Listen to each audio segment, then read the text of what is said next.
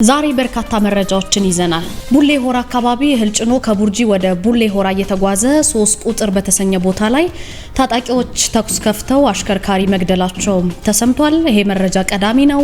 የስደተኛ ጠል ቡድኑ መሪ እስከ ኖቬምበር 4 በየሳምንቱ ሐሙስ ሰልፉ ይቀጥላል ማለቱ ስጋታችንን ከፍ አድርጎታል አሉ በደቡብ አፍሪካ የሚገኙ ኢትዮጵያውያን። የደቡብ አፍሪካ የቀጠለው ስጋትና ቀውስ ምንድነው? ዛሬ እንነግራችኋለን።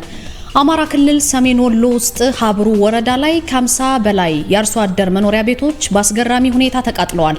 2 ህጻናት ከአገዳ ክምር አጠገብ እሳት በማያያዝ ሲጫወቱ በተፈጠረ አደጋ ነው የእሳት አደጋው የተከሰተው ብሏል ወረዳው። አማራ ክልል ወሎ ላይ ምንድነው የተፈጠረው? እንነግራችኋለን። የኢትዮጵያ አየር መንገድ በጀመረው አዲስ የበጀት ዓመት ተጨማሪ 5 አዳዲስ ዓለም አቀፍ መዳረሻዎችን ሊጀምር መሆኑን ገልጿል። የት ናቸው? እንነግራችኋለን። በሲዳማ ክልል በንሳዳዬ ከተማ ከአምልኮ ስፍራ ግንቦት 9 የተጠለፈች ታዳጊ ያለች ከ44 ቀናት በኋላ መገኘቷ ትላንትና ይፋ ሆኗል። ወላጅ አባቷ ምን አሉ? የህግ አካላት ሚሊዮን ተሰማላችሁ። እንደምን ውላችኋል? አሃዱ ኒውስ ኤንድ ፖለቲክስ ነው። ከዚህ በመቀጠል ቀደም ሲል የጠቀስኳቸውን መረጃዎችን ከኔ ጋር ለጥቂት ደቂቃዎች ቆይታ ካደረጋችሁ በዝርዝር ማሰማችሁ ነው የሚሆነው። ናርዶስ አለማየሁ አብሬያችሁ ቆያለሁ። ሁልጊዜም እንደምንለው ሰብስክራይብ በማድረግ ዜናውን እንጀምር። በቀጥታ ወደ መረጃዎቹ እናልፋለን። ከ17ኛው መቶ ክፍለ ዘመን አንስቶ የጠቢባን የአብርሆታቸው ምንጭ ልዩ ቡናና የቡና ጥበብ ነው። ታዲያ ይህን ቡና ለመቅመስ ጥበቡንም ለመማር ዝግጁ ኖት? አሃዱ ኮፊ አካዳሚ በአዲስ አበባ ትምህርትና ስልጠና ቁጥጥር ባለስልጣን ፈቃድ በማግኘት የረጅም ጊዜ ልምድ ባላቸው ባለሙያዎች በመታገዝ የተለያዩ የቡና አይነቶችን የመቅመስ ኮፊ ካፒንግ፣ የቡና ቆላት፣ ሮስቲንግ፣ ጣዕምን፣ ፍሬዎችን፣ ማዕዛንና አሲድነትን የመለየት ጥበብ በባሬስታና አግሮ ማርኬቲንግ ዘርፎች ስልጠና ለመስጠት ዝግጅቱን አጠናቋል። የቡና ጥራትን ለመጠበቅ የቡና አፍቃሪዎች የተለያዩ ጣዕሞችን ለማወቅ እንዲሁም አምራቾች ምርቶቻቸውን ለማሻሻል እንዲችሉ የሚረዳውን ይህንን ስልጠና በአሃዱ ኮፊ አካዳሚ በመሰልጠን ብቁ ባለሙያ ይሁኑ። የስልጠና ቦታው በቦሌ ጃፓን ኤምባሲ ናይል ሶርስ ህንፃ 3ኛ ወለል ላይ። ለበለጠ መረጃ በስልክ ቁጥር በ0961 88 82 22 ይደውሉልን። አሃዱ ኮፊ አካዳሚ።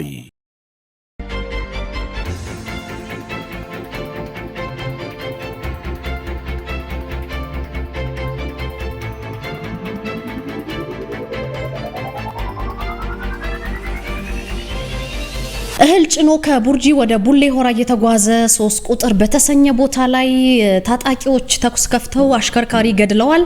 ሹፌሩ መኪና ውስጥ ሆኖ ነው የተገደለው። መኪናው ወደ ኋላ ተገልብጦ ነበረ ሹፌሩ ከተመታ በኋላ ይሄ ሆነው ብሏል የጥምር ኮሚቴው ሰብሳቢ።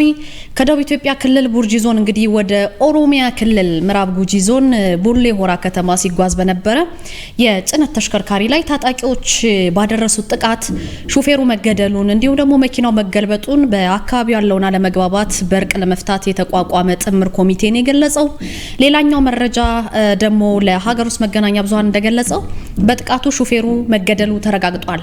ቡርጂ ዞን ውስጥ እንግዲህ የሰላምና ማረጋጋት ጥምር ኮሚቴው ሰብሳቢ አቶ ሁሴን ማሬ ናቸው። እሳቸው ምንድነው ያሉት? 150 ኩንታል የሚይዝ ተሽከርካሪ እህል ጭኖ ከቡርጂ ወደ ቡሌ ሆራ ነው እየተጓዘ የነበረው። ግን 3 ቁጥር በተሰኘ ቦታ ላይ ታጣቂዎቹ ተኩስ ይከፍታሉ።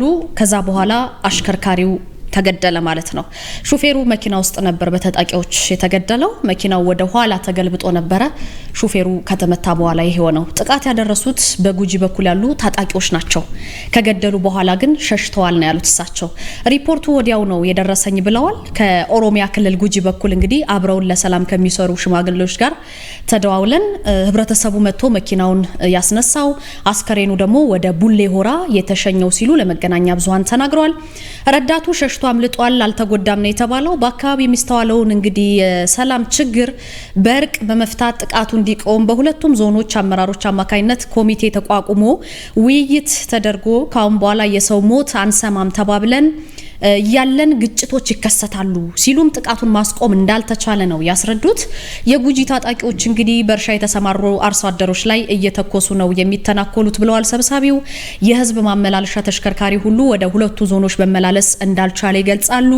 የቡርጂ ህብረተሰብ እርሻ ላይ ያለ እያቆሰሉ እየገደሉ ነው። አሁን ደግሞ በምዕራብ ጉጂ ዞን የሚንቀሳቀሱ ታጣቂ ኃይሎች አሉ። በመንግስት በኩል ወንጀል የማረጋገጥ ስራም እንዳልተሰራ ይገልጻሉ። እየገደሉ ነው የሚያመልጡት እነዚህ ታጣቂዎች ተብሏል። በአካባቢው ላይ ከዚህ ቀደም እጅግ በርካታ ንጹሃን መገደላቸውን ያስታውሳሉ። እሳቸው ገድለው የሚደበቁበትን ታጣቂዎች በመያዝ መንግስት ጥቃቱ እንዲያስቆምና የመንገዱን ደህንነት እንዲያረጋግጥም ለመገናኛ ብዙሃን በሰጡት ቃለ ምልልስ ጠይቀዋል ማለት ነው። በደቡብ አፍሪካ የስደተኞች ጠል ቡድን በሆነው ማርች ኤንድ ማርች አስተባባሪነት የተጀመረው የስደተኞች ለቀው ይውጡልን ቀነ ገደብ ትላንትና አብቅቷል። በሀገሪቱ የተለያዩ አካባቢዎች መጠነ ሰፊ ሰልፎች እየተካሄዱ መሆኑን በደቡብ አፍሪካ የሚኖሩ ኢትዮጵያውያን ይናገራሉ። እንግዲህ ደቡብ አፍሪካ ውስጥ ያለውን በተለይ ስደተኛ ጠል ሁኔታ በተመለከተ ውጥረት መንገሱን በተደጋጋሚ ለእናንተ ገልጸናል። በጆሃንስበርግ፣ ፕሪቶሪያ፣ ኬፕ ታውን ከተሞች ትላንት በተደረጉ ሰልፎች የደቡብ አፍሪካ መንግስት ከፍተኛ ጥበቃ ማድረጉን ተከትሎ በአንዳንድ አካባቢዎች በተለይ እንደውም በአነስተኛ ከተሞች በነበሩ ሰልፎች አልፎ አልፎ ከተከሰቱ መጠነኛ ዝርፊያ በስተቀር በሰላም ማለፉን አስረድተዋል ማለት ነው። ያን ያክል የተጋነነ ነገር የለም። ይህ በእንዲህ እንዳለ እንግዲህ በደቡብ አፍሪካ የስደተኞች እንቅስቃሴን በመቃወም የሚታወቀው ማርች ኤንድ ማርች የተባለ እንቅስቃሴ መስራችና አወዛጋቢ የምትባለው አክቲቪስት ጃሲንታ ጎምቤሴ ዙማ ባደረገችው ንግግር እስከ ኖቬምበር 4 በየሳምንቱ ሐሙስ ሰልፉ ይቀጥላል ማለቷ ነው የተገለጸው። ይሄ ንግግሯ ስጋታችንን ከፍ አድርጎታል ሲሉ ኢትዮጵያውያን አመላክተዋል ማለት ነው። የትላንቱ ቀን እንግዲህ በኢትዮጵያውያን ጸሎት በሰላም አልፏል። ነገር ግን በየሳምንቱ ሰልፍና መሰል ዘረፋዎች የሚቀጥሉ ከሆነ ስጋታችን ከፍተኛ ነው ሲሉ በዚሁ በደቡብ አፍሪካ የሚገኙ ኢትዮጵያውያን አሁንም በከተማው የነገሰውን ውጥረት በመፍራት ስጋታቸውን እየገለጹ ናቸው።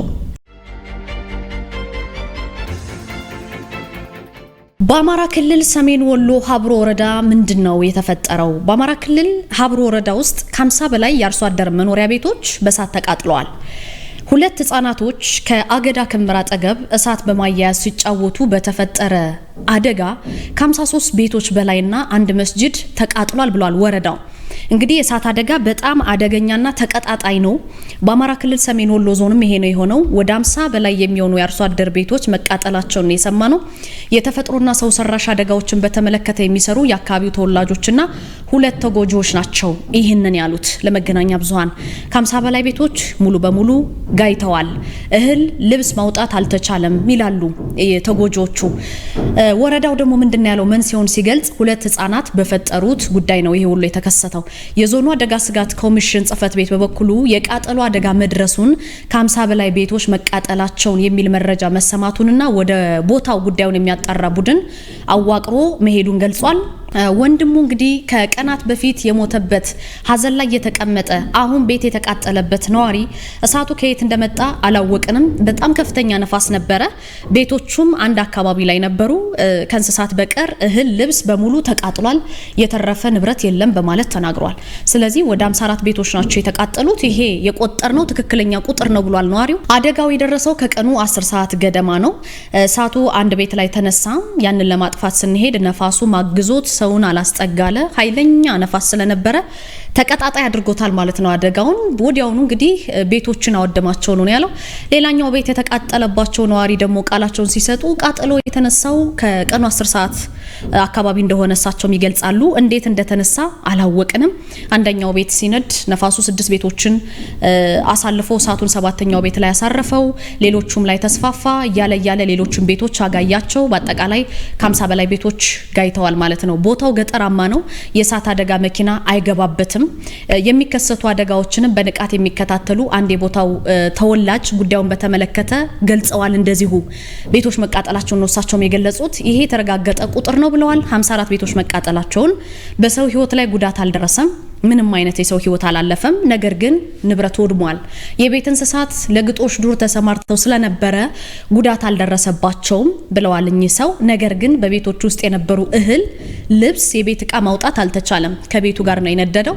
አካባቢው አሁንም ምድረ በዳ ሆኗል ሲሉ ተናግረዋል። በዚሁ በሰሜን ወሎ ሀብሮ የተፈጠረውን ክስተት እንግዲህ አስቸኳይ ድጋፍ ለማድረግ እየተንቀሳቀስን ነው የሚል ምላሽ እንደተሰጣቸው ከአመራሮች ተገልጿል። ቤታቸው የተቃጠለባቸው ሰዎች የሚያሳዝኑ ትልቅ ድጋፍ የሚያስፈልጋቸው ናቸው። አሁን ባለው የኑሮ ውድነት ቀለብና መጠለያ ሲቃጠል ከባድ ነው፣ የዕለት ምግብ ማግኘትም ያስቸግራል ሲሉ አሳሳቢነቱን ይገልጻሉ ነዋሪዎቹ። እንግዲህ ለሀገር ውስጥ መገናኛ ብዙሃን ማብራሪያ የሰጡት የሰሜን ወሎ ዞን አደጋ ስጋት ኮሚሽን ጽህፈት ቤት ኃላፊ አቶ አለሙ ይመር ናቸው። ሀብሩ ላይ በደረሰው ድንገተኛ የቤቶች ቃጠሎ እየተወያየን ነው።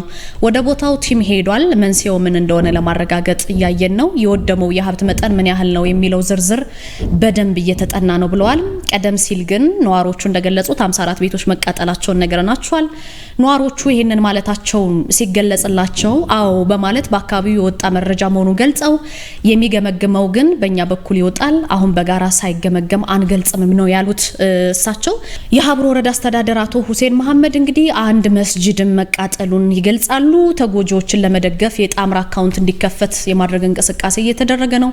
ነገ የዞኑ አደጋ ስጋት ረጂ ድርጅቶችን ይዞ ወደ ተጎጂዎች እንደሚያመራ ገልጸዋል። ወደ አደጋ ወደ ደረሰበት ቦታ የወረዳው ኮሚኒኬሽን ቢሮ ደግሞ ባጋራው መረጃ በወረዳው ቀጀማ ቀበሌ በዚሁ በቀሰማ በተባለች ጎጥ ላይ 2 ህጻናት አገዳ ክምር ውስጥ አጠገብ እሳት በማያያዝ ሲጫወቱ በተፈጠረ አደጋ ነው ወደ 54 ቤቶች የተቃጠሉት። አንድ መስጂድ ደግሞ የቃጠሎ አደጋ የደረሰበት ብለዋል።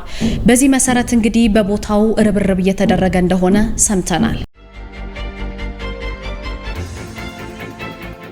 የኢትዮጵያ አየር መንገድ ዛሬ በጀመረው አዲስ የበጀት ዓመት ተጨማሪ 5 አዳዲስ ዓለም አቀፍ መዳረሻዎችን የሚጀምር መሆኑን ገልጿል። አየር መንገዱ እንግዲህ ዋና ስራ አስፈጻሚው አቶ መስፍን ጣሰው ናቸው። ወደ ፈረንሳይ ሊዮን ከተማ አዲስ የበረራ አገልግሎት መጀመሩን በይፋ ዛሬ ታውቋል ማለት ነው። ይሄ አዲስ መስመር አየር መንገዱ አፍሪካን ከዓለም ጋር ለማገናኘት ለሚያደርገው ጥረት ትልቅ ምዕራፍ መሆኑን ይጠቅሳሉ። ሊዮን ከተማ እንግዲህ አየር መንገዱ የመንገደኞች በረራ የሚያደርግባት በአውሮፓ 23ኛዋ መዳረሻ ከተማ ሆናለች። ዋና ስራ አስፈጻሚው በከተማዋ እንግዲህ ፈረንሳይ የኢኮኖሚ፣ የባህል፣ የፈጠራ ማዕከል መሆኗን ይጠቅሳሉ። በረራው እንግዲህ የሁለቱን ሀገራት ግንኙነት የበለጠ የሚያጠናክረው እንደሆነ ነው የገለጹት።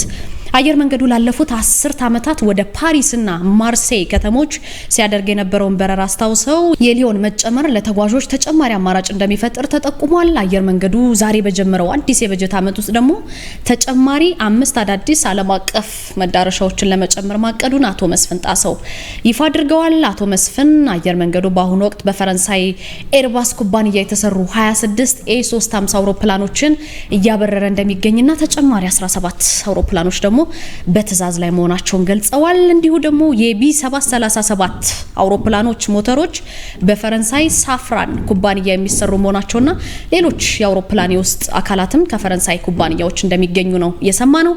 እንግዲህ በዚህ መሰረት የኢትዮጵያ አየር መንገድ አዲስ በረራዎችን እያስጀመረ ነው የሚገኘው። ከአምልኮ ስፍራ ግንቦት 9 2018 የተጠለፈችውን ታዳጊ ጉዳይ እንመለከታለን። ከ44 ቀናት በኋላ ትላንትና ተገኝታለች። በዚህም ወላጅ አባቷ ልጄ ተገኝታለች፣ ለተጨማሪ ምርመራ ወደ ሐዋሳ ተወስዳለች ብለዋል። እንግዲህ በሲዳማ በንሳዳይ የሚባል ከተማ አለ። በዚሁ ከተማ ላይ ከአምልኮ ስፍራ የምትመለከቷት ታዳጊ ግንቦት 9 ነው የተጠለፈችው። ከ44 ቀናት በኋላ መገኘቷን አባቷ ተናግረዋል። በማህበራዊ ሚዲያ ላይም በተለይ ተጠልፋለች የሚል በርካታ መረጃዎች ሲዘዋወሩ ነበረ። ትላንትና እንግዲህ ተለቃለች እቺ ታዳጊዋ በሰጠችው ቃል መነሻ የተጠርጣሪው ቤተሰቦች ወይም የጠላፊው ቤተሰቦች ከስር ተለቀዋል። ልጁ ላይ ግን ክትትሉ ተጠናክሮ ቀጥሏል ብሏል ፖሊስ። ታዳጊዋ በመገኘቷ ቤተሰቦቿ፣ የአካባቢው ነዋሪዎች ከፍተኛ ደስታ እየተሰማቸው ነው ያለው።